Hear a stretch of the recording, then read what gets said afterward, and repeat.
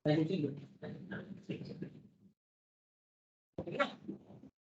Ardian, saya izin mute ya Mas Ardian ya. Mas Ardian saya izin mute ya. Oke, kita mulai. Yang pertama, masalah paling mendasar dari ilmu ekonomi adalah mengurangi akibat buruk yang ditimbulkan setiap kegiatan ekonomi. Ada betulnya. Terus kedua, bagaimana memaksimalkan penggunaan barang yang jumlahnya terbatas untuk memenuhi kebutuhan yang tidak terbatas. Ada betulnya. Kemudian memaksimalkan pertumbuhan ekonomi suatu negara. Ada betulnya. Menentukan harga barang dan jasa sesuai ongkos produksi. Ini lebih ke akuntansi ya. Memeratakan kesejahteraan seluruh pelaku ekonomi. Ini ada di 10, salah satu 10 prinsip ekonomi. Prinsip ekonomi, yaitu trade off.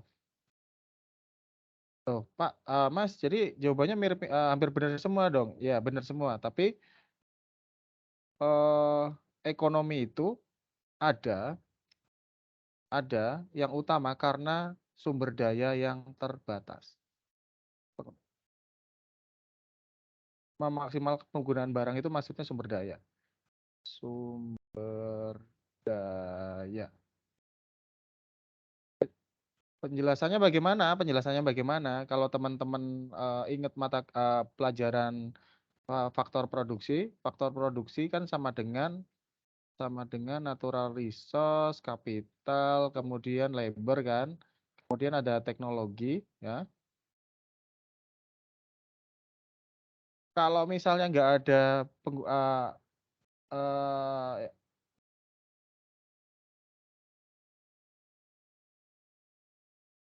bagaimana memaksimalkan penggunaan yang jumlahnya terbatas. Sorry. Nah, dari kita tahu bahwa ini ada kapasitas ada batasan kapasitas produksi. Kenapa? Karena misal bisa saja kapitalnya itu terbatas. Contoh kapital tuh kalau di kelas saya contohkan orang jual martabak, tungkunya cuma 5, ya dia maksimal cuman cuman bisa jualan 5. Tapi yang paling terbatas adalah ini, teman-teman ya, sumber daya alam ini. Jadi kalau di buku tuh ininya scarcity lah ya, scarcity kata kuncinya. Kemudian yang selanjutnya, prinsip ekonomi yang ketiga menyebutkan bahwa manusia rasional berpikir mengenai margin. Pengertian margin berdasarkan prinsip ketiga tersebut adalah, kalau teman-teman ingat pertemuan kelima, mau itu pasar persaingan sempurna atau mau monopoli, mereka berproduksi dengan kuantiti saat MR sama dengan MC ya. Konsep margin. Pengertian margin berdasarkan prinsip ketiga tersebut adalah potensi pendapatan yang hilang karena keputusan yang kita ambil. Oke, kita hold dulu. Dampak yang terjadi kepada lingkungan sekitar atas keputusan yang kita ambil. Oke, kita hold dulu. Seseorang yang dapat mempengaruhi harga di pasar. Hold. Evaluasi atas keuntungan dan biaya atas sebuah keputusan. Evaluasi keuntungan dan biaya atas sebuah keputusan. Hold dulu. Batas kemampuan seseorang untuk mengkonsumsi suatu barang. Nah, Enggak. Pendahuluan banyak lah tapi. Ini yang tadi langsung ganti. Ya kan lagi dia harus jam lagi guys. Saya izin mute ya teman-teman ya. Oke. Ada berapa angkat ini? Ada lagi ngomong. 15 toh. Ini apa? Oke. Nah, kira-kira teman-teman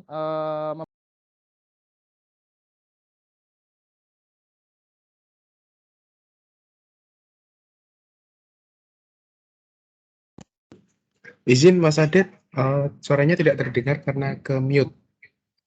Oke, udah kedengeran sekarang. Halo? Sudah. Oke, thank you. Oke, sorry. Tadi sampai mana tadi? Karena kalau kita kembali ke prinsip yang ini teman-teman ya, Itu di mana revenue sama cost itu harus seimbang. Revenue sama cost itu harus seimbang. Kalau saya cenderung memilih yang D. Kenapa tidak yang A? Ini adalah konsep prinsip yang opportunity cost. Prinsip yang kedua, sorry. Prinsip yang kedua. Di sini dikenal dengan opportunity cost. Karena dampak yang terjadi kepada lingkungan sekitar atas keputusan yang kita ambil. Ini eksternalitas. Ini terkait kegagalan pasar. Kegagalan pasar. Seseorang yang dapat mempengaruhi harga pasar ini terkait monopoli, ya kan? Batas kemampuan seseorang untuk mengkonsumsi suatu barang ini terkait WTP. WTP. Lupa, Mas, kenapa apa hubungannya kemampuan seseorang untuk mengkonsumsi barang sama WTP? Kan kita tahu ya. Nah, saat suatu barang harganya di WTP, dia akan mengambil sebanyak 0 barang. Tapi kalau barangnya free, atau 0, ternyata dia tidak mengambil, tidak terhingga. Ada batasnya ya. Misalnya di sini 500 misalnya. Tidak ngambil, tidak terhingga gitu. Dia tetap ngambil di titik tertentu. Itu karena batas kemampuan seorang untuk mengkonsumsi barang.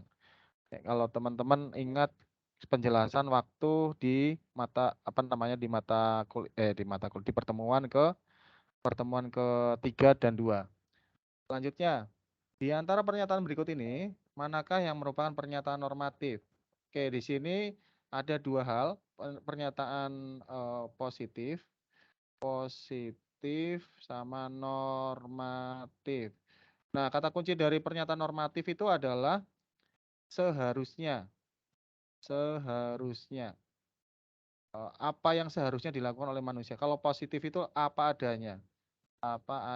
Biasanya ini tergantung teori. Permintaan pizza naik jika harga pizza turun. Dia bilang kalau P naik, Q turun. Ini adalah hukum permintaan. Berarti ini positif. Kenapa? Karena ini berkaitan dengan teori. Kurva penawaran dan permintaan menggambarkan interaksi di pasar. Seperti ini. Ini teori juga, berarti positif. Penetapan tarif listrik sebaiknya. Nah ini.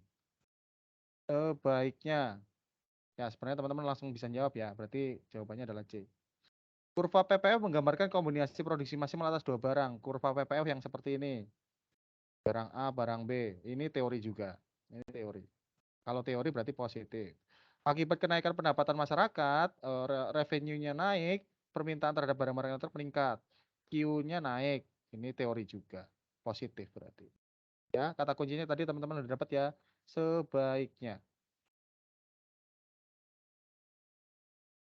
Oke, kita lanjutkan. Sektor rumah tangga memberikan faktor produksi yang dibutuhkan di dunia usaha untuk produksi. Salah satunya, ini teman-teman buka bab 2, di situ ada yang menggambarkan hubungan antara rumah tangga sama perusahaan. Ini perusahaan. Rumah tangga mengkonsumsi barang-barang yang dihasilkan oleh perusahaan. Terus perusahaan mendapatkan revenue.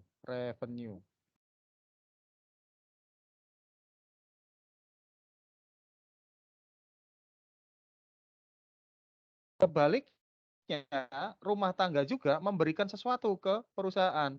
Dan kemudian perusahaan akan memberikan sesuatu ke rumah tangga, yaitu salary atau gaji. Ya. Jadi kira-kira jawabannya apa nih yang kedua? Sektor rumah tangga memberikan faktor produksi yang dibutuhkan dunia usaha untuk produksi. Salah satunya adalah tenaga kerja. Ya. Jadi rumah tangga mengkonsumsi barangnya perusahaan, rumah tangga sebagai konsumen, tapi dalam kegiatan produksi rumah tangga adalah supplier atau pemberi atau penghasil tenaga kerja. Nah, ini apa namanya? Kurvanya sering muncul juga ini ya. Sering muncul di bab 2 pokoknya ya. Di bab 2 itu ada 2 kurva yang muncul. Gambar yang pertama ini, kemudian yang kedua adalah ini, PPF. Oke, sampai sini, ini baru materi pertemuan pertama. Mungkin teman-teman ada yang mengajukan pertanyaan sebelum tambah jauh? Tidak ada ya? Oke, kalau nggak ada kita lanjutkan. Dalam sebuah perdagangan internasional, Indonesia membutuhkan 10 jam kerja untuk memproduksi sebatang tusuk gigi. Buset, sebatang tusuk gigi 10 jam ya. Ya udah, kita buat apa adanya saja. Ini untuk kelas 1, 3 dan yang ikut tentir tadi pagi offline, mungkin masih ingat ya. Ini Indonesia, ini tusuk gigi 10 jam. 10 jam. Dan 40 jam untuk tisu 40 jam. Kemudian Zimbabwe membutuhkan masing-masing 20 jam dan 100 jam kerja untuk produksi sebatang dan seperti ini 100 jam. Negara manakah yang memiliki keunggulan komparatif ya, keunggulan komparatif.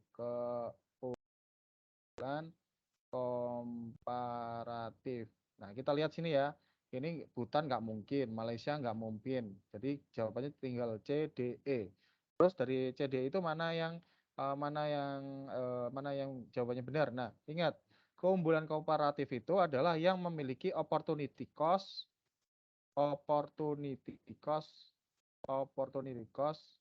paling kecil. Nah, di sini bagaimana cara menghitung opportunity cost dari kegiatan usaha ini? Ini opportunity cost. Sini ya. Indonesia. 10 jam. Oke. Jika si Indonesia itu memproduksi tusuk gigi, satu tusuk gigi kan 10 jam nih. 10 jam. Dia kehilangan kesempatan untuk memproduksi berapa tisu? Nah, ini gampang teman-teman, tinggal 10 dibagi 40. Berarti dia kehilangan kesempatan untuk memproduksi seperempat tisu. Ingat ya, ini adalah opportunity cost. Saat Indonesia memutuskan untuk memproduksi tusuk gigi, dia kehilangan kesempatan untuk memproduksi tisu. Berapa kesempatan yang hilang? Seperempat tisu. Oke. Prinsip opportunity cost. Kemudian, saat Indonesia memutuskan untuk memproduksi tisu, maka dia akan kehilangan kesempatan untuk memproduksi tusuk gigi sebanyak 4. Ya. Karena dia untuk memproduksi satu tisu butuh 40 jam, itu sama dengan setara dengan 4 tusuk gigi. Oke, kita lanjut. Zimbabwe, saat dia memproduksi 2 tusuk gigi, dia kehilangan kesempatan memproduksi 1/5 tisu. Sedangkan saat dia memproduksi tisu, dia kehilangan kesempatan untuk memproduksi 5 tusuk gigi. Nah, keunggulan komparatif itu adalah yang opportunity cost-nya paling kecil. 1/4 sama 1/5. Lebih kecil mana, teman-teman? 1/5 ya. 4 sama 5, lebih kecil mana? 4. Jadi kesimpulannya, setiap negara memiliki keunggulan komparatif, di mana Indonesia keunggulan komparatifnya adalah saat memproduksi tisu. Karena saat dia memproduksi tisu, keunggulan komparatifnya lebih opportunity cost-nya lebih kecil daripada si Zimbabwe. Sedangkan Zimbabwe dia memiliki keunggulan komparatif saat membuat tusuk gigi.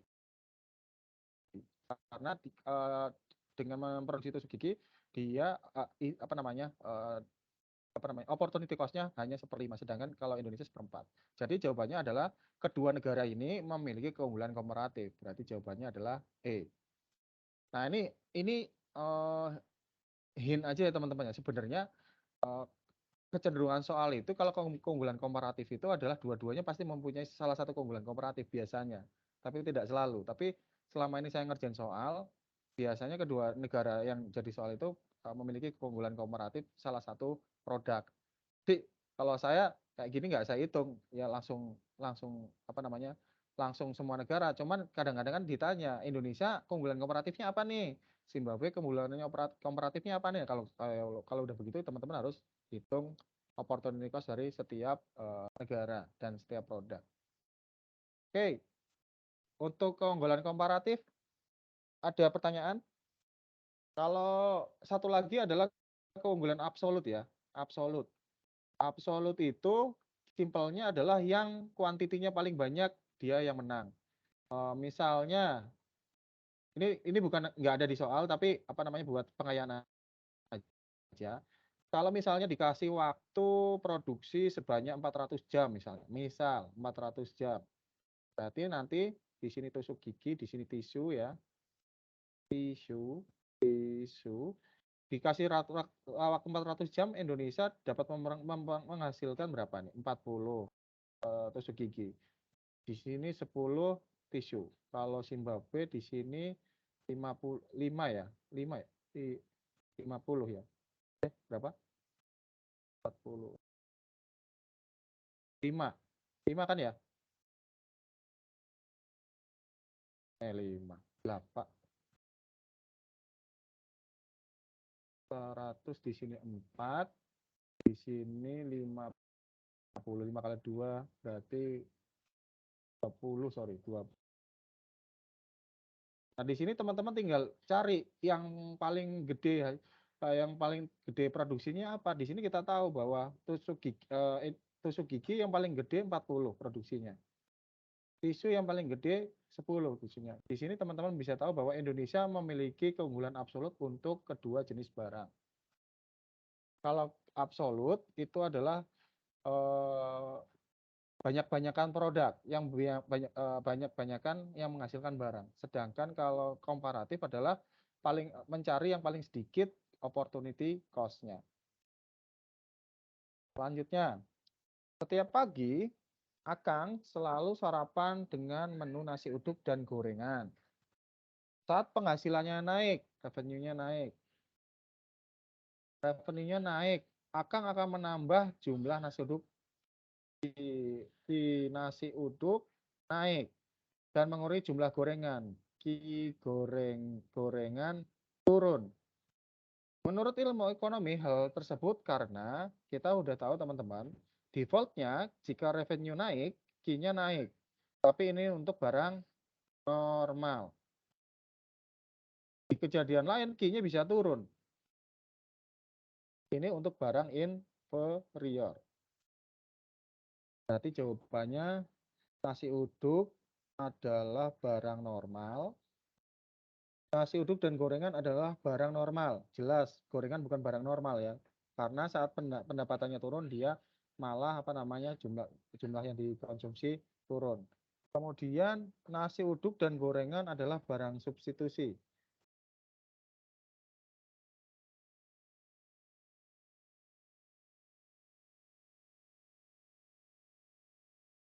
Jawabannya jadi ada dua nih. Gorengan ada barang normal bukan. Gorengan bisa saja dia barang inferior ya. Karena posisinya saat pendapatan naik dia turun. Tapi saya rasa ini alurnya begini. Revenue naik. Enggak sih ini jawabannya E. Jawabannya E ini. Karena dia konsumsinya dalam satu waktu ya. Ini selalu sarapan dengan nasi dan gorengan. Berarti dia bukan apa namanya, bukan substitusi. Kalau substitusi makannya terpisah, pengganti. Dia makan nasi uduk saja atau makan gorengan saja kalau substitusi. Ini terlihat seperti komplementer. Tapi kalau komplementer, kalau nasi uduknya naik, harusnya gorengannya ikut naik. Jadi yang A sama D nggak mungkin, yang B nggak mungkin karena dia makannya bareng-bareng. Kemungkinannya C dan E, dan kalau C barang komplementernya, kalau barang komplementer itu Q-nya sama-sama naik, sedangkan ini kondisinya adalah salah satu Q-nya turun. Salah satunya Q-nya turun. Sehingga jawabannya adalah yang E. Oke, sampai sini mungkin ada yang berbeda pendapat? Dipersilahkan. Nggak ada. Oke, kalau nggak ada kita lanjut. Pada pasar tepung jagung ditemukan sebuah inovasi berupa mesin pembuat tepung jagung yang membuat produksi tepung jagung menjadi lebih efisien. Apa yang akan terjadi? Berarti sini teknologi ya. Teknologinya meningkat, teknologinya meningkat. Apa yang akan terjadi pada pasar tepung jagung tersebut dalam kaitannya dengan kurva permintaan, penawaran, dan equilibriumnya? Keadaan pertama, kalau begini mindsetnya teman-teman buat keadaan pertama dulu. Keadaan pertama sebelum apa namanya sebelum adanya teknologi PGSD.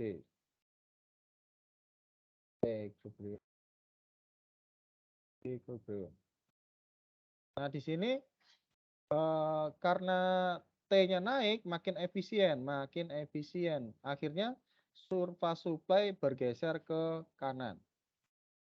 Jadi S2. Dampaknya apa? Price-nya turun jadi P1, kuantitinya naik jadi Q1. Kurva permintaan tidak bergeser karena yang apa namanya? Karena ini ditemukan sebuah inovasi baru ini berpengaruhnya ke produsen, maka permintaan coret. Permintaan coret. Sisa BCD. Kurva penawaran bergeser ke kiri. Ke kiri. Ini tadi udah jelas ke kanan, coret. Sisa C sama D. Penawaran bergeser ke kanan. Equilibrium bergeser ke kanan bawah. Kanan bawah. Ini A ke B. Kanan bawah oke masuk karena P dan Q turun. P-nya turun, Q-nya turun. Salah. Q-nya tidak turun. Kurva penawaran bergeser ke kanan. Kanan bawah karena P turun, Q naik. Jawabannya adalah D.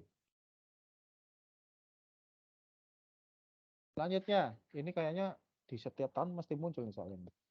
Apabila harga barang X naik, XPX naik, jumlah QY turun. Hal ini berarti antara barang X dan Y, berarti kan kalau PX naik, kalau dia barang normal, QX-nya turun. Karena QY ikut turun, berarti ini adalah barang komplementer. Kalau misalnya QY-nya naik, berarti dia adalah barang substitusi.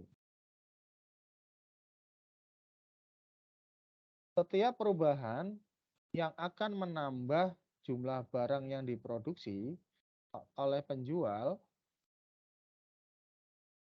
setiap perubahan yang akan menambah jumlah barang yang diproduksi, jumlah barang yang pada berbagai tingkat akan perubahan yang akan menambah jumlah barang. Berarti jumlah barang yang diproduksi supply pada beberapa tingkat harga, menggeser titik equilibrium ke kanan atas, menggeser kurva penawaran ke kanan, menambah penawaran, membentuk harga keseimbangan lebih rendah. Gimana sih maksudnya nih? Setiap perubahan yang akan menambah jumlah barang yang diproduksi oleh penjual pada berbagai tingkat harga, perubahan yang akan menambah jumlah barang yang diproduksi oleh penjual. Setiap perubahan yang menambah jumlah pada berbagai tingkat harga. Pada berbagai tingkat harga ya, berarti kalau harganya P, nah kalau harganya P1, dia bergeser dari A ke B. Berarti ini kan movement along the curve ya. Movement along curve. Menggeser kurva penawaran tidak, karena yang bergeser ya karena dia pergeseran kurva menimbulkan surplus penawaran nggak ada, adanya surplus produsen, membentuk harga keseimbangan yang lebih rendah. Kalau menambah jumlah barang diproduksi berarti harga keseimbangannya naik, P-nya naik, nggak juga, menghasilkan kuantitas keseimbangan yang lebih rendah, Q-nya tadi naik. Yang benar adalah A, menggeser titik equilibrium dari A ke B. Dari A ke B. Selanjutnya, di antara kurva permintaan di bawah ini, manakah kurva permintaan yang memiliki koefisien elastisitas lebih besar dari 1? Kalau lebih besar dari 1 berarti dia adalah more elastis. More elastis. Kalau di kelas saya menjelaskan more elastis itu lebih rebahan. Rebahan. Di sini jawabannya ada 2. Kalau enggak A, C. Ya, kalau enggak A, C. Hanya saja kalau A itu adalah tidak terhingga. Nah, jadi kalau dikunci jawaban kalau di jawab sebenarnya A juga nggak salah ya. Tapi kecenderungan jawabannya adalah C ya. Karena apa namanya? Ini tidak terhingga. Kalau tegak begini kan 0 ya. Kalau ini sama dengan 1. Yang ini kurang sorry. Oke, selanjutnya penetapan upah minimum oleh pemerintah lebih tinggi dari nilai upah keseimbangan pasar. Oke, ini baru dibahas tadi di pagi hari, tapi logika soalnya beda. Ini misalnya pasar tenaga kerja, pasar tenaga kerja.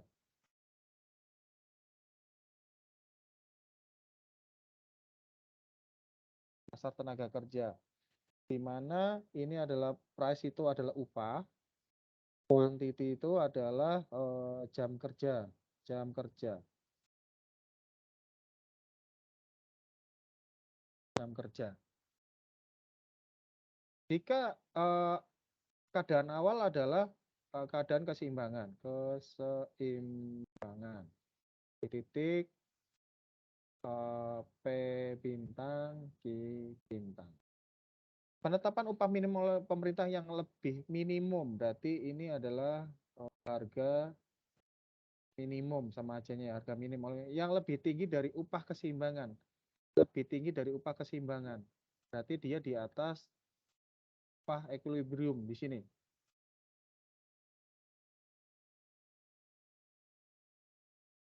Nah, tujuan dari apa namanya? Tujuan dari upah minimum adalah harga minimum adalah melindungi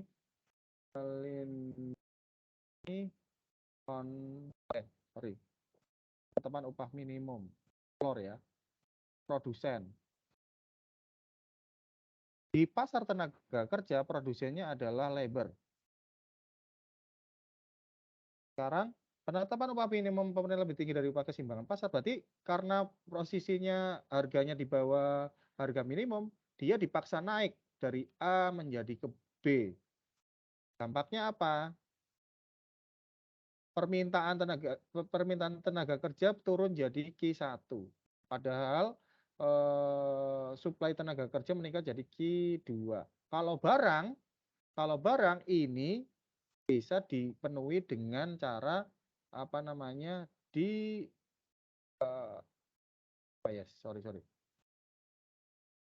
kelebihan suplai kan dibeli oleh pemerintah, Kalau pasar barang. Nah, kalau misalnya pasar tenaga kerja, logikanya adalah pemerintah harus menyediakan lapangan pekerjaan. Ini dampaknya apa? Pengangguran meningkat. Oke, terjadinya kekurangan tenaga kerja, salah. Tenaga kerjanya dari Q bintang menjadi Q2 suplainya. Kemudian penurunan tingkat upah keseimbangan di pasar tenaga, tidak naik dari P bintang ke P harga minimum, ini tidak.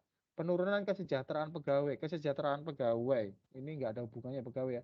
Jumlah tenaga kerja dan tingkat upah keseimbangan tidak berubah, salah, berubah dari A pindah ke B. Jadi jawabannya adalah A. Nah, ini jika pemerintah itu menentukan harga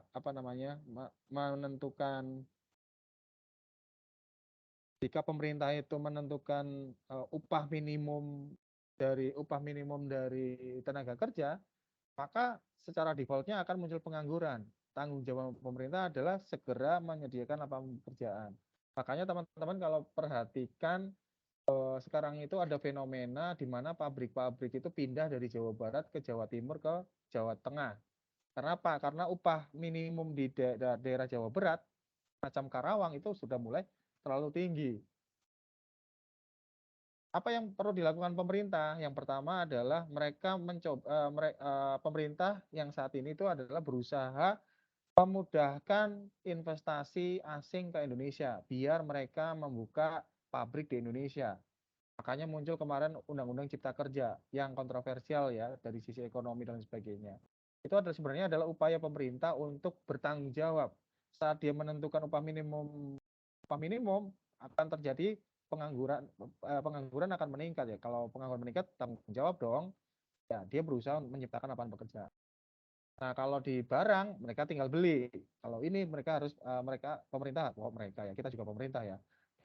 Pemerintah harus berupaya untuk mencari cara agar lapangan pekerjaan meningkat. Selanjutnya, kalau teman-teman kalau ada bingung ada apa, Pak. langsung kata aja ya. Kalau ada Izin, Pak. pertanyaan, ya monggo. Boleh lihat yang Gimana? nomor 12 tadi, Pak. Nomor 12. 12. Yang mana ya? Atas. 13, 12. Ini, Atasnya. Iya. ini. Yang ini setiap perubahan. Oh iya. Gimana? Kenapa nggak geser kurva penawaran ke kanan? Karena perubahannya adalah tingkat harga. Maksudnya nggak geser ke S1 ini kan maksudnya? Iya. Jadi perubahan kuantiti itu didasarkan oleh banyak faktor. Salah satunya harga, kemudian harga input, harga barang lainnya. Nah, kalau dia perubahannya adalah harga, itu adalah movement along the curve. Perubahan titik saja. Jadi harganya naik, ya kuantitinya ikut naik. Karena kurva ini terdiri dari dua sumbu harga dan sumbu kuantiti. Kecuali perubahan dari harga dari barang itu sendiri, dia Izin, akan Pak. shifting. Ya, gimana? Kalau ini yang saya paham itu kan apa? Menambah jumlah barang di berbagai tingkat harga. Jadi misalnya tingkat harga ini dia apa jumlah barangnya bertambah. Misalnya tingkat harga 2.000, aslinya cuma produksi 1.000 barang, jadi produksi 2.000 barang, Pak. Iya kan, perubahan kuantiti kan berarti? Perubahan kuantiti Enggak kan? perubahan S-nya, Pak, yang bergeser kan. Jadi di harga 2.000 itu dari 1.000 kuantiti jadi 2.000 kuantiti. Oke, kita tulis ini ya, 1.000, Di berbagai tingkat harga. 2.000. Oke, coba pelan-pelan Mas, biar teman-teman lain juga bisa ngikutin. Nah, contoh yang tadi, bagus tadi contohnya. Misal tadi di harga 1.000 harganya di kuantiti 1.000 harganya $2 lah, $2. Ya, oke. Kemudian, Terus itu kan tulisannya menggeser menambah jumlah barang di berbagai tingkat harga. Jadi di tingkat harga $2 itu jadi jumlahnya naik dari 1.000 jadi 2.000 itu, Pak. Itu bukannya menggeser ya, Pak? Jadi begini 2.000 ya. Mas, Iya, maksudnya maksudnya. begini. Iya. Oke.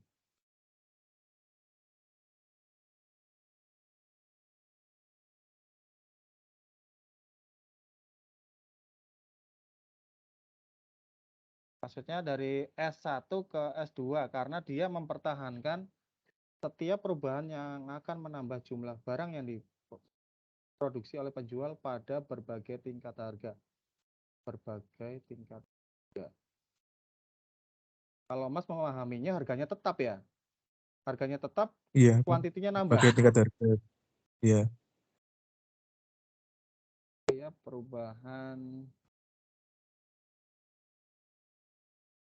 perubahan yang akan menambah jumlah barang yang diproduksi. Perubahannya apapun ya, perubahan akan menunjukkan oleh penjual pada berbagai tingkat harga. Ini saya ragu-ragu sih ya, karena eventnya itu tidak menyebutkan perubahannya apa ya. Tapi yang Mas sampaikan sebenarnya juga, setiap perubahan yang akan menambah pada berbagai.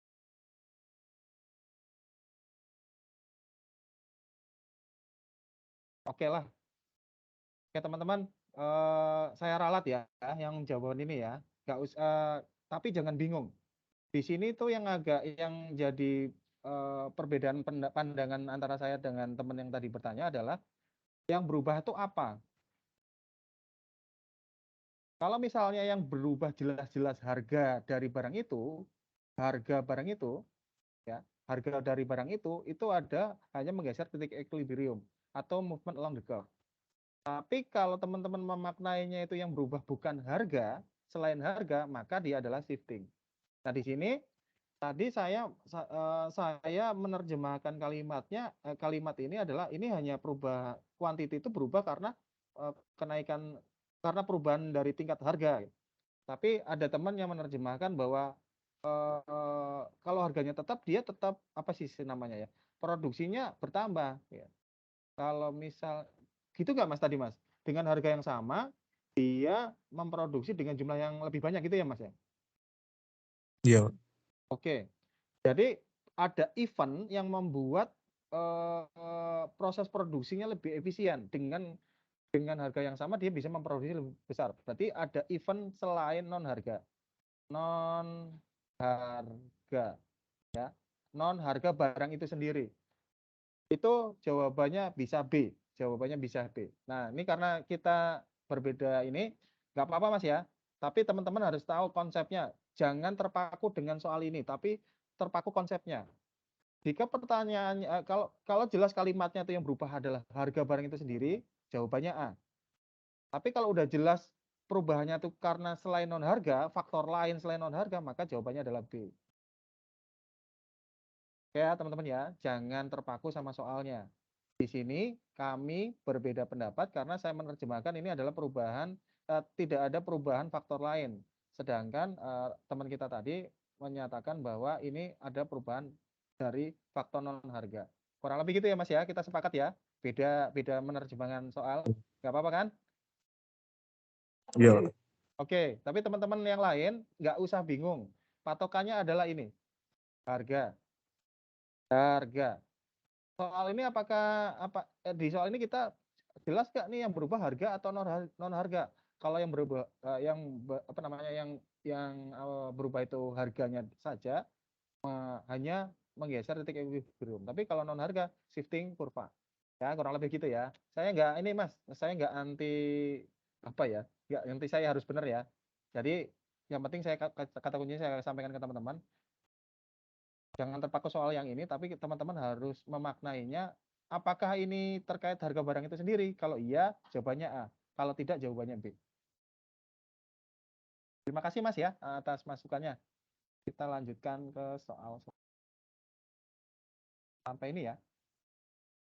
Ketika suatu barang dikenai pajak, beban pajak sebagian besar jatuh pada konsumen jika, nah ini baru dibahas juga pertemuan 7 dan tadi pagi ya. Beban pajak sebagian besar jatuh di konsumen itu kalau demand-nya lebih tegak atau less elastis seperti ini. Demand-nya lebih tegak. Oke.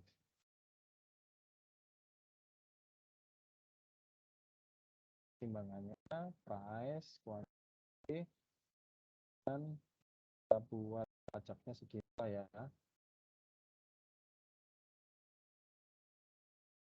Teks. Nah, ini kita tahu bahwa saat demand-nya lebih supply-nya lebih elastis atau demand-nya lebih inelastis, maka beban pajaknya lebih banyak ditanggung oleh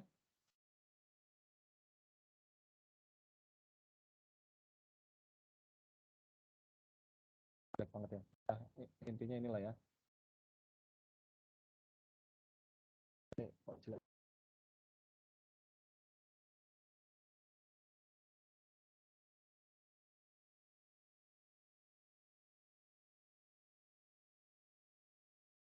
Terus di sini ada DWL ya. DWL. Kemudian.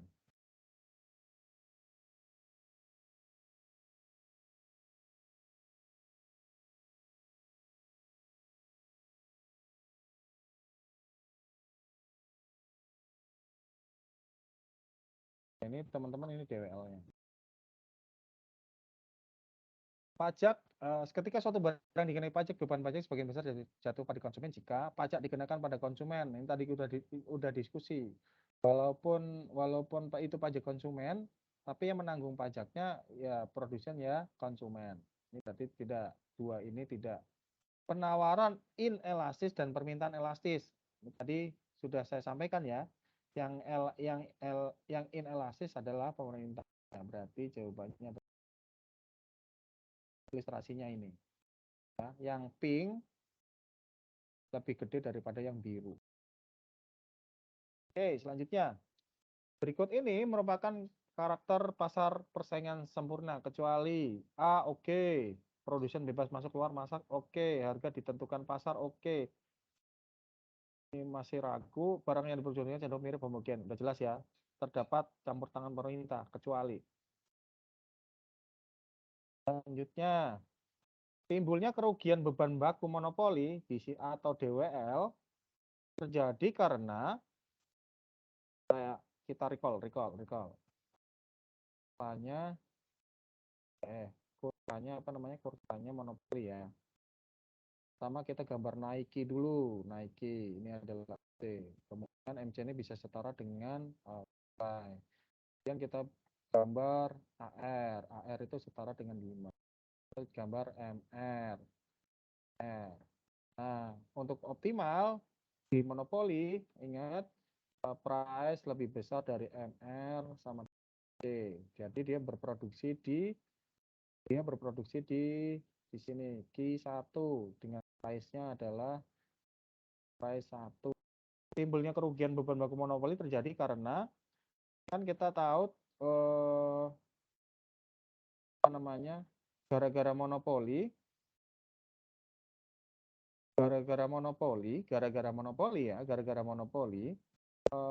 perusahaan itu memberikan harga lebih tinggi dan kuantiti lebih rendah daripada pasar keseimbangan. Keseimbangan pasar persaingan sempurna. Nah, sebenarnya kuantiti dan price yang ideal tuh seberapa sih? Karena MC itu setara S dan R setara D, sebenarnya tuh yang ideal tuh harganya di sini. P1, P bintang, I bintang. Ya, ini yang menjelaskan kenapa bisa memberikan visualisasi P monopoli itu lebih tinggi dan kuantiti monopoli lebih rendah. Nah, DWL-nya itu adalah yang ini. Oke. Timbulnya kerugian beban baku monopoli terjadi karena produsen menetapkan harga di atas biaya total rata-rata. Biaya total rata-rata di sini belum gambar ATC ya. Oke, kita hold dulu. Produsen menetapkan harga di tingkat yang lebih tinggi dari kurva permintaan konsumen. Ini oke, ini agak tanda tanya. Produsen menetapkan harga sebesar pendapatan marginal. P sama dengan MR, ini jelas salah. Ya, kan ini kata kuncinya kan ini kan ya. Produsen menetapkan harga sebesar biaya marginal P sama dengan MC, jelas salah. Produsen menetapkan harga di atas biaya marginal P di atas biaya marginal. Nah, jadi teman-teman kira-kira jawabannya yang mana? A, B, E?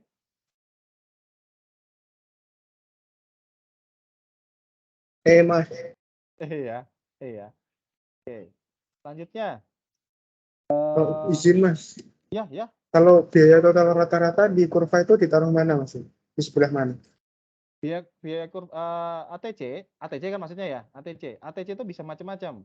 Kalau teman-teman belajar di bagian terakhir itu, ATC itu ada 3 kemungkinan, ada 2 kemungkinan. Di sini ATC bisa saja di bawah kurva demand, ATC bisa saja di bawah kurva MR, ATC bisa di mana-mana, untuk apa gunanya kurva ATC di kurva monopoli? Ini untuk menentukan apakah si perusahaan monopoli itu mendapatkan profit atau loss. Tapi profitnya itu economic profit. Jadi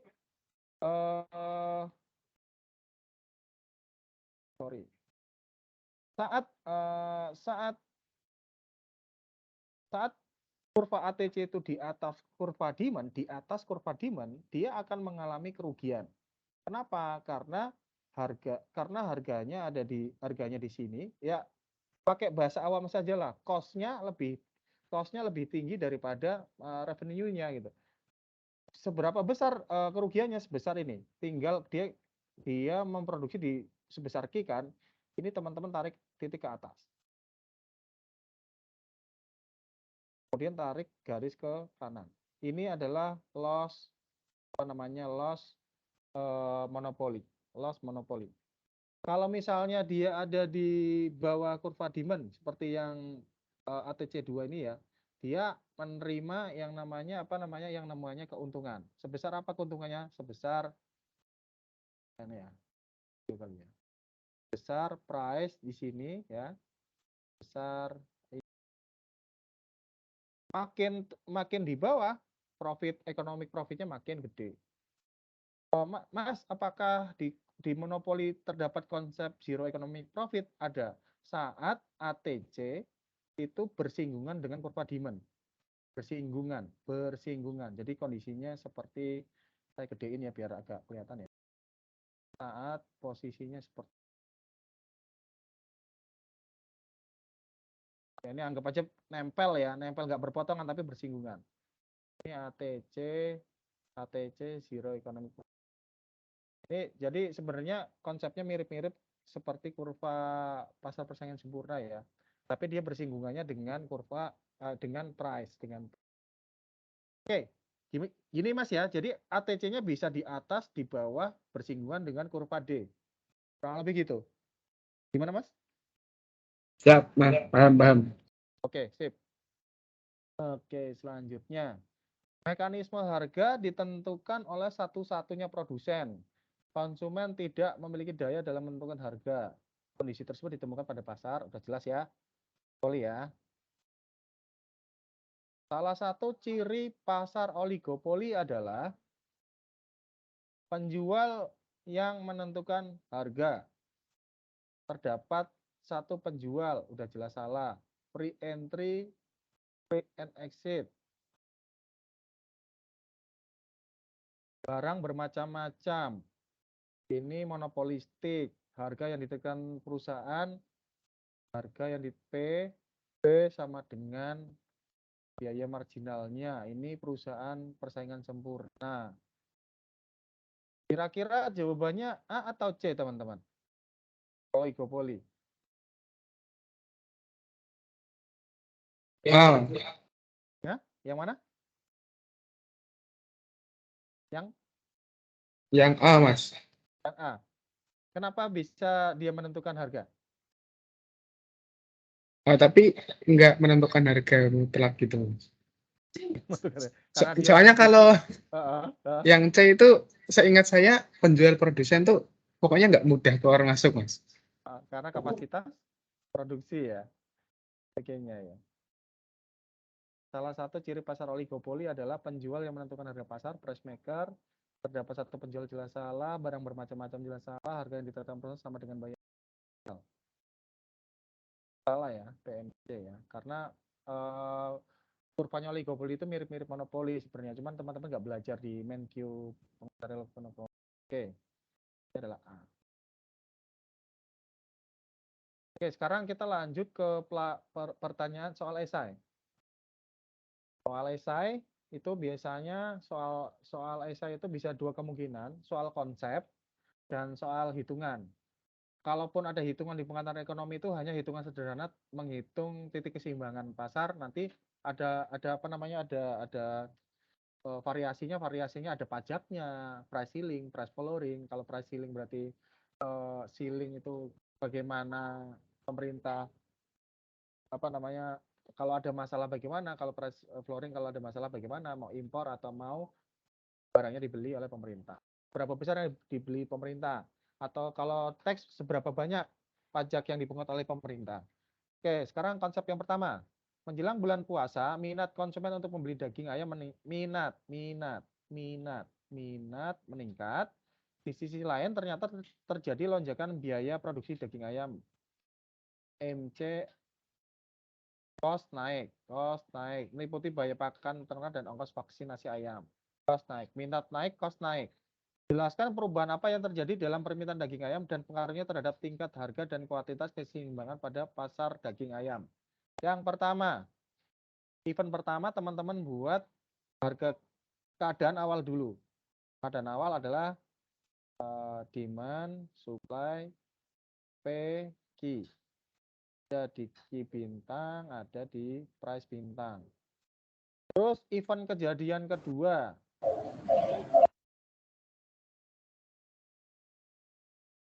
Kejadian keduanya apa? Event keduanya adalah minat konsumen untuk membeli daging ayam meningkat. Berarti kurva, ini kebalik ya. Demand. Minatnya meningkat, berarti kurva demand bergeser ke kanan. P-nya jadi P1, Q-nya jadi Q1. Yang mana price-nya naik, Q-nya ikut naik. Oke. Event selanjutnya, ini event yang pertama kan, atau kejadian yang pertama kan. Di sisi lain berarti terjadi lonjakan biaya, ini adalah event kedua.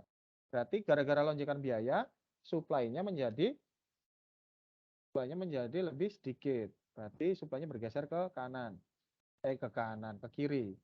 Supply 2 menyebabkan Q-nya bergeser ke Q2. Price-nya tambah naik. Price-nya jadi P2. Jelaskan perubahan apa yang terjadi dalam permintaan daging ayam dan pengaruhnya terhadap tingkat harga. Perubahan dalam permintaan daging ayam dan pengaruhnya terhadap tingkat harga. Berarti yang A ini menjelaskan event yang pertama yang ditandai dengan grafik warna merah. Ini event pertama. Di mana teman-teman dapat price-nya naik, Q-nya naik, digambarkan dengan kurva hijau dan kurva merah. Oke. Selanjutnya, jelaskan apa yang terjadi dalam penawaran daging ayam dan pengaruhnya terhadap, ini berarti event kedua atau kejadian kedua. Teman-teman gambarkan kurva hijau, merah dan kuning. Di mana nanti Q-nya turun, dan P-nya tetap naik. Gambarkan fenomena tersebut dalam bentuk kurva permintaan dan kurva penawaran. Ini udah jadi satu kurva, penjelasannya mencakup titik-titik keseimbangan sebelum dan setelah terjadinya. Berarti nanti teman-teman tinggal menjelaskan awalnya di titik A, kemudian awalnya di titik apa?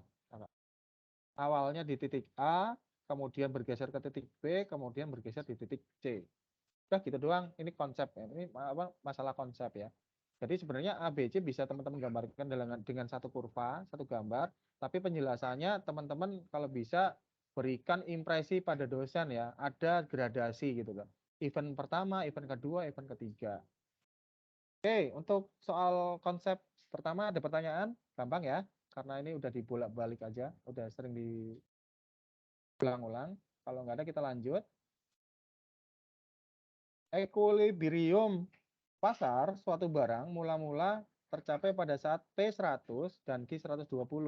Ini adalah equilibrium pasar ya. Ini adalah P bintang, ini adalah Q bintang.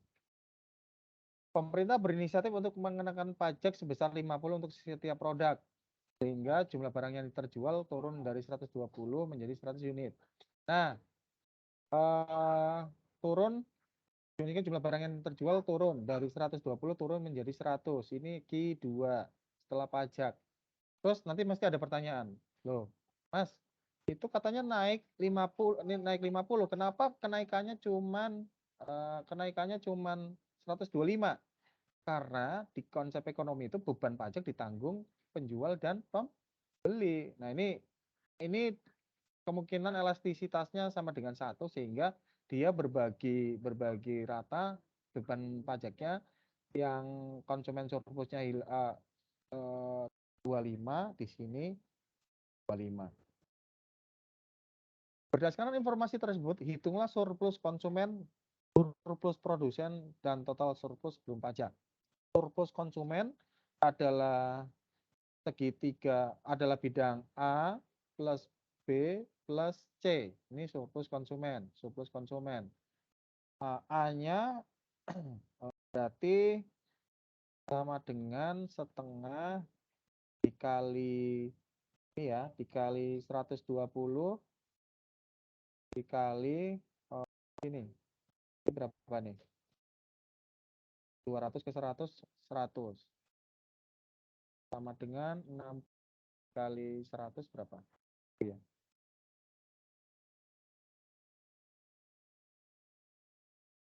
Selanjutnya, surplus produsen. Surplus produsen itu adalah bidang D, E, F. Sama dengan setengah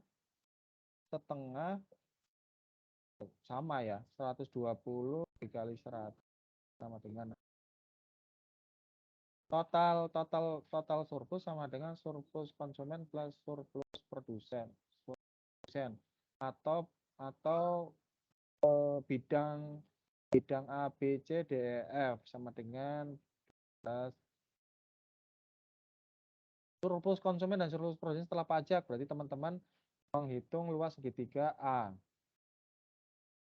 Berapa segitiga A? Segitiga A itu berarti setengah 100 dikali 75 dan ini 100 dikali 50 100. Berarti nanti ada 50 kali 75 berapa? Ya pokoknya inilah ya, teman-teman hitung sendiri. Terus produsen surplus setelah pajak. Produsen surplus setelah pajak sama caranya ya. F sama dengan di sini setengah dikali 75 kali 100. Total penerimaan pajak itu adalah kotak pink ini. Kotak pink ini. Berapa? Itu berarti 50 ya. Di sini 50, di sini 100 ya. Teks sama dengan 50 dikali 100.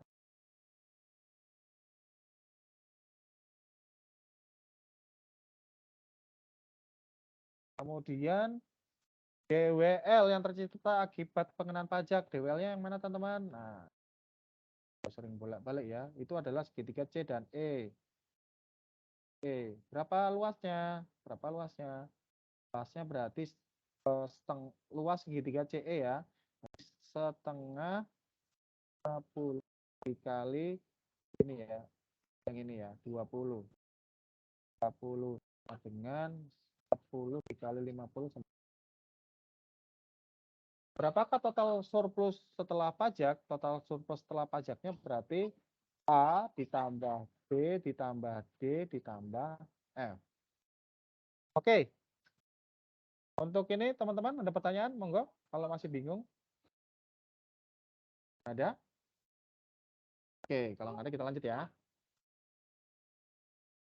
Oke.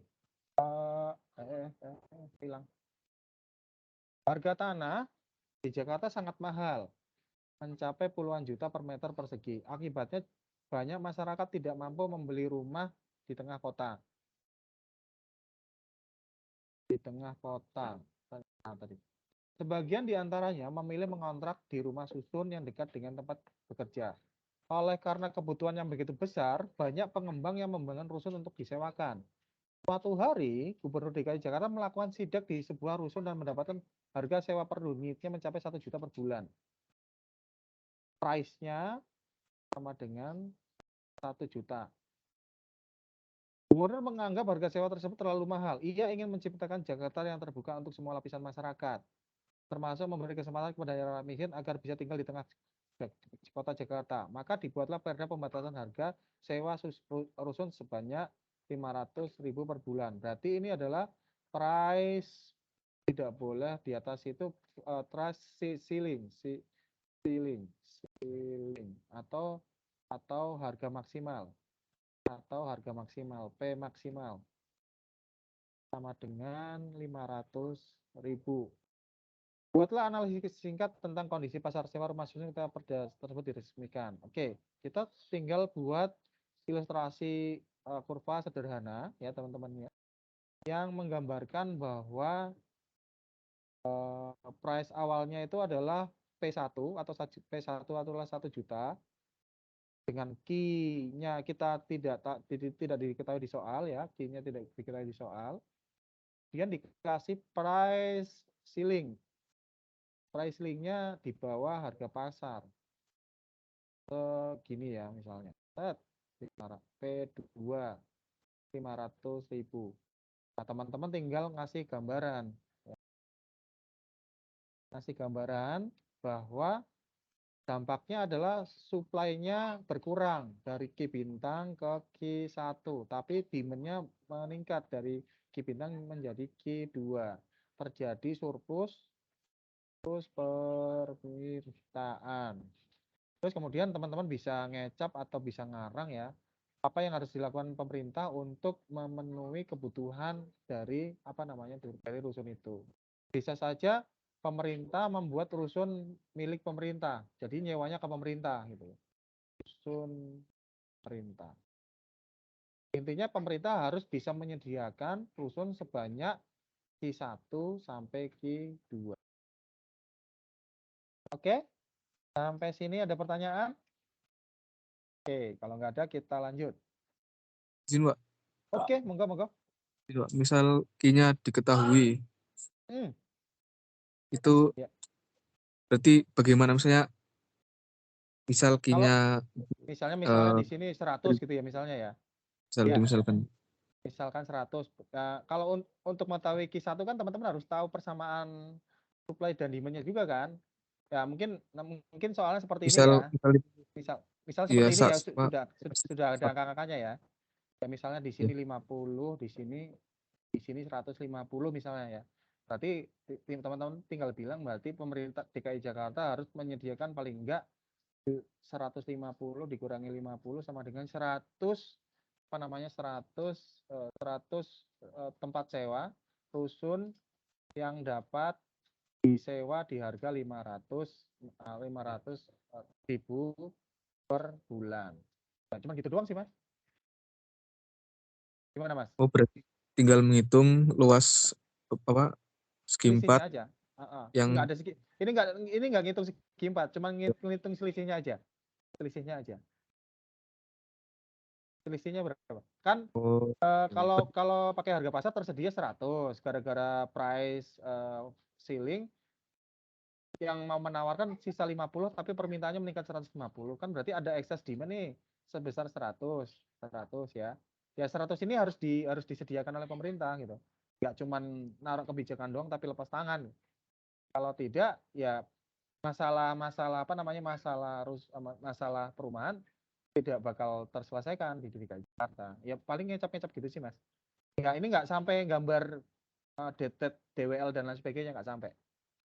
Hanya menentukan menentukan dampaknya saja. Gitu, Mas ya. oh iya Pak. Oke, sip. Kita lanjut. Ini terkait kurva cost. Perusahaan A menghasilkan barang X yang dijual di pasar persaingan sempurna (PPS).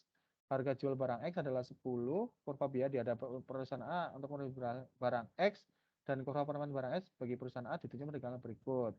Ya, tentukan jumlah barang keseimbangan bagi perusahaan A pada kondisi keseimbangan tersebut. Apakah perusahaan memperoleh laba atau menderita? Kalau dia itu ini nggak ada key-nya ya, kita nggak tahu ya.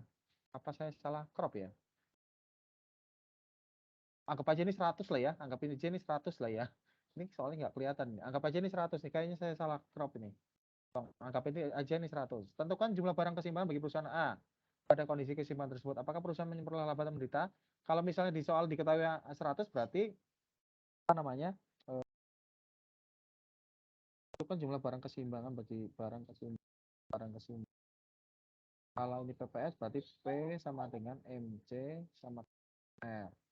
Jadi idealnya itu MC sama MR kan di sini ya. P sama dengan MR di sini. Price-nya di sini. Kuantitinya. Berarti jawabannya berapa? Tentukan jumlah. Kuantitinya berarti 100. Tergantung soal. Ini kepotong nih gambarnya. Kemudian apakah perusahaan mendapatkan laba atau menderita rugi? Ini tergantung kurva ATC-nya. Karena ini logikanya kayak yang tadi ya teman-teman ya, yang monopoli ya. Karena kurva ATC atau AC-nya itu di bawah kurva demand, maka perusahaan ini masih menerima profit sebesar teman-teman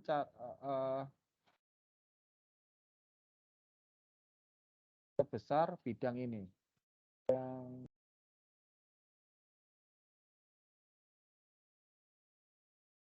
Kalau disuruh nanya berapa profitnya, ya teman-teman tinggal kalikan saja luasnya apa. Luasnya berapa? Di sini 10 ke 7 berarti 3, di sini 100 berarti profitnya 3 dikali, profitnya 3 dikali. Jawabannya laba sebesar 3 dikali 100. Tentukan besarnya laba atau rugi terjadi pada perusahaan A pada kondisi keseimbangan tersebut. Ini udah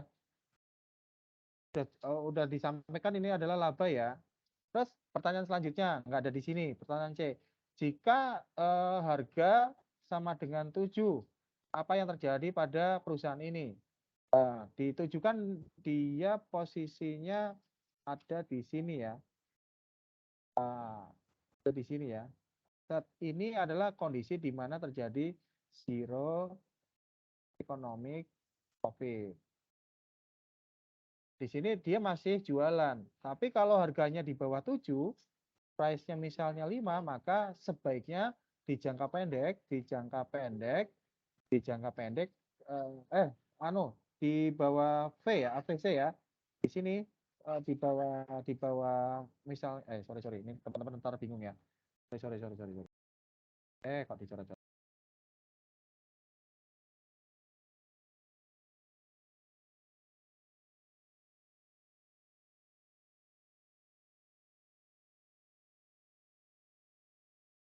Di short atau di jangka pendek, jika harganya itu ada di sini teman-teman ya, di sini. Saat price sama dengan MC, sama dengan MR, dan sama dengan AVC, maka dia masih bertahan untuk berproduksi. Tapi jika price-nya di bawah itu, di bawah AVC dalam hal ini kan AVC-nya di sini ya, harganya mungkin di sini misalnya, price-nya di sini. Misalnya price-nya 3, maka sebaiknya perusahaan itu di jangka pendek sebaiknya shutdown.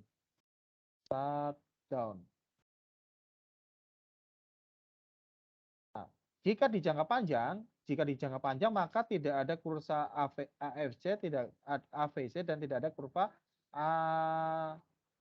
AFC.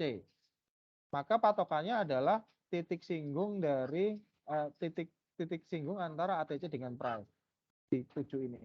Kalau price-nya di bawah ATC ini long run, maka sebaiknya dia exit. Dah. Oke. Mungkin itu aja teman-teman. Ada pertanyaan? Soalnya sudah habis, sudah terjawab semua. Kalau ada pertanyaan? Nggak ada ya, aman ya? Oke, kalau aman. Mas. Iya, monggo. Yang mana nih? Mau tanya Mas, kalau ya, misalkan boleh. Dia price-nya tuh di bawah AC tapi di atas AVC itu dia gimana tuh Mas? Ini ya, price-nya antara AVC sama ATC. Iya, AVC sama AC itu Mas. Di sini misalnya ya, price-nya ya. Ya dia masih jualan, masih di atas AVC kok, long run ya, short run ya. Masih jualan, silakan. Belum secara ekonomi dia belum perlu shutdown. Antara AVC sama ATC kan di sini kan maksudnya? Iya, Mas. Itu masih oke, masih bisa jualan. Berarti itu di bawah zero economic itu. Zero economic profit cuma ada di kurva long. Iya.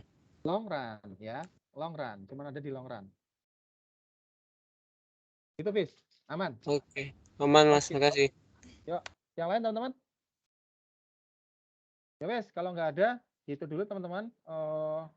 Kalian ujiannya kapan ini? Masih minggu depan, Mas. Tadi kita, Sabtu saya lagi di luar pulau ya.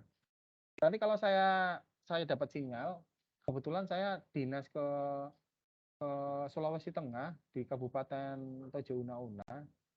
Itu hari Sabtu itu saya ada di Kota Luwuk, Sulawesi Tengah juga. Kalau saya dapat sinyal nanti saya buka kelas lagi deh. Sabtu sorenya ya, jam 4 sampai jam 5 seperti biasa. Oke, itu dulu teman-teman. Terima kasih ya atas partisipasinya. Kalau ada pertanyaan silakan tanya di grup. Kalau di grup malu silakan PM. Nanti kita diskusi via Japri aja. Kurang lebih gitu. Terima kasih. Saya tutup. Assalamualaikum warahmatullahi wabarakatuh. Waalaikumsalam warahmatullahi wabarakatuh. Terima kasih, Mas. Terima kasih banyak Mas. Oke, saya Mas. Halo, saya.